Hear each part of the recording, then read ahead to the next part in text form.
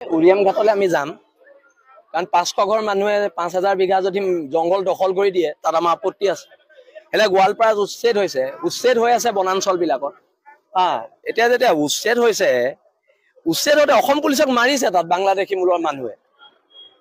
অসম পুলিচৰ গাত হাত দিয়াৰ পিছত মানে বাংলাদেশীয়ে এখন যুদ্ধ ঘোষণা কৰি দিল আৰু সেই যুদ্ধৰ এটা উত্তৰ দিয়াৰ সময়।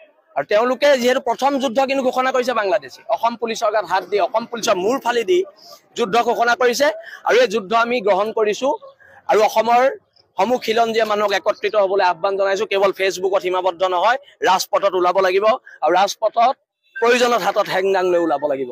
আৰু এটা শিৱসাগৰৰ চিন্তামণিগড়ত বাংলাদেশী সোমাইছে। আজি চিন্তামণিগড়ৰ ওচৰৰ পাজৰে মানুহে মোলৈ ফোন কৰিছে। এতিয়া চিন্তামণিগড় মোৰ ঘৰৰ পৰা কেই কিলোমিটাৰ, 15-20 কিলোমিটাৰ দূৰ, 15 কিলোমিটাৰো নহয়। এতিয়া চিন্তামণিগড়ত উচ্ছেদ কৰিবলৈ আমিতো পুলিচলৈ ৰখি নাথাকিম, আমি এইটো এদিনতে উচ্ছেদ কৰিম চিন্তামণিগড়, যিকোনো পৰ্যায়ত গৈ উচ্ছেদ কৰিম। আৰু যিখিনি পুলিচৰ গাত কোব পৰিলে, বাংলাদেশীৰ হাতৰ যিখিনি কোব পৰিলে, প্ৰতি কোবৰ বিচাৰ হ'ব, প্ৰতি কোবৰ বিচাৰ হ'ব। আক্ৰমণ হলে প্ৰত্যাক্ৰমণ হ'ব আৰু অসমৰ খিলঞ্জীয়া মানুহ শেষ যুদ্ধলৈ সাজু থাকক।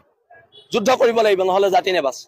আমি এটা কথা স্পষ্টকে কৈ দিছো যে ৰাজনীতিৰ ঊৰ্ধ্বত কথা বতৰা হ'ব লাগিব। বিজেপি, কংগ্ৰেছ সকলোৱে ৰাজনীতি বাদ দি প্ৰথম জাতি ৰক্ষা কৰক, জাতি ৰক্ষা সংগ্ৰামখনত অৱতীৰ্ণ হওক, তাৰ পিছত এইখন সংগ্ৰাম হ'ব।